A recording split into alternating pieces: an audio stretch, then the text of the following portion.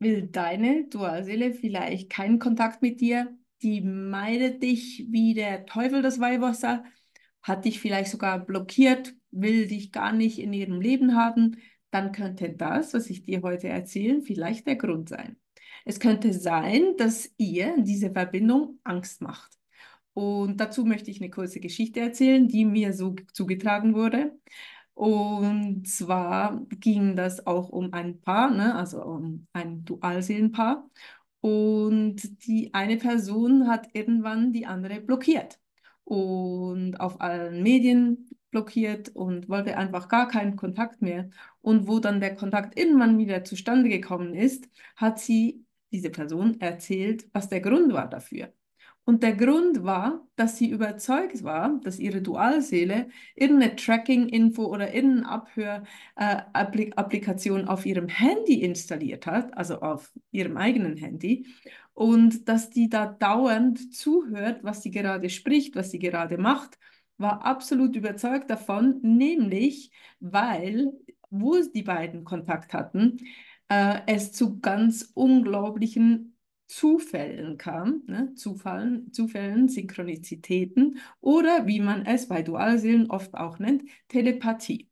Da gab es nämlich zum Beispiel die Situation, dass diese eine Person ihrer Mutter gerade von einem Zitronenkuchen erzählt hat und genau in dem Moment hat ihre Dualseele, also die andere Partei, ihr ein Bild geschickt von Zitronen und so weiter. Das ist jetzt nur ein Beispiel, aber so ging das immer wieder, ne? Also sie kam wirklich zum Schluss, der muss was bei mir installiert haben, weil der immer genau das, was ich gerade denke oder wovon ich gerade mit jemandem spreche, genau dazu kommt entweder eine Info oder es kommt eine Nachfrage oder es kommt ein Input.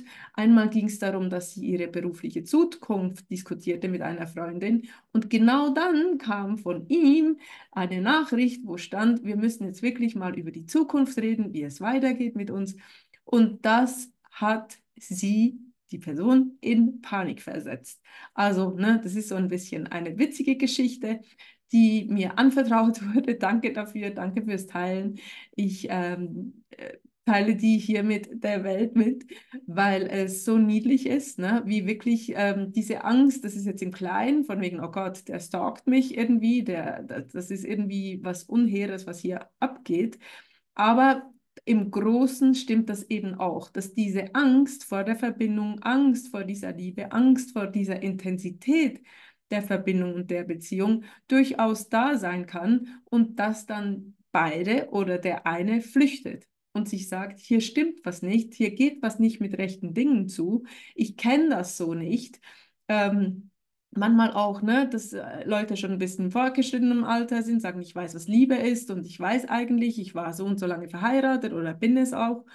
Und dann plötzlich kommt hier eine Form von Liebe, die sie so nicht kannten. Und eine Intensität und eine Verbindung, eine Telepathie, die so noch nie erlebt wurde. Und das kann erstmal ganz schön viel Angst machen. Und wie gesagt, es kann auf beiden Seiten Angst machen. Obwohl man immer denkt, der wegläuft, ist der wirklich Angst hat. Der nachläuft und das unbedingt wieder will, hat in den meisten Fällen genauso viel Angst. Nur kommt er mit dieser Angst erst in Kontakt, wenn diese Nähe wieder hergestellt wird, wenn sie wieder, die Liebe wieder da ist, also wieder da ist, wieder die Person wieder da steht und dann erst merkt, "Ah, jetzt kriege ich aber auch irgendwie, ne, kriege ich es auch mit der Angst zu schaffen.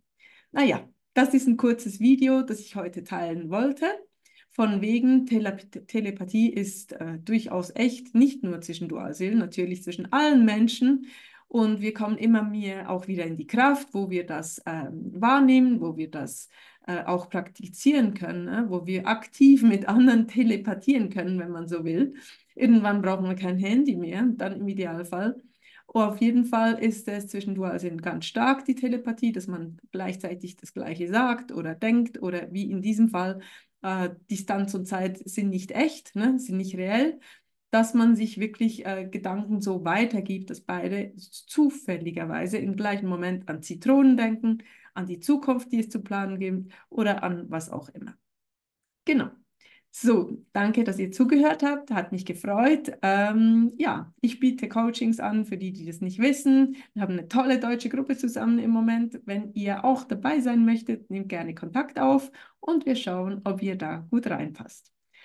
Dann gerne auch das Video teilen, wenn ihr mögt und ich sage bis zum nächsten Mal. Tschüss.